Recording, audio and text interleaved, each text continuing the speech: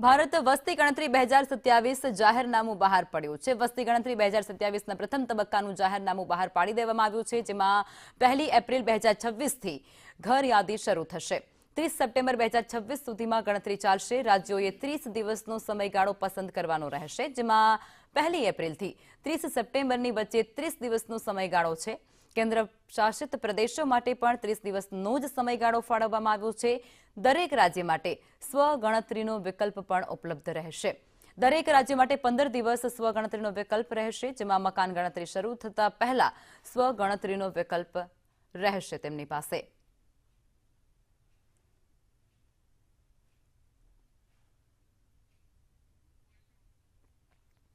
તો વસ્તી ગણતરી 2027નું જાહેરનામું બહાર પાડી દેવામાં આવ્યું છે, અને આ પ્રથમ જાહેરનામું જે બહાર પાડવામાં આવ્યું છે તેની અંદર અનેક બાબતોનો ઉલ્લેખ પણ કરવામાં આવ્યો છે। વસ્તી ગણતરી 2027નું પ્રથમ જાહેરનામું બહાર પડ્યું છે।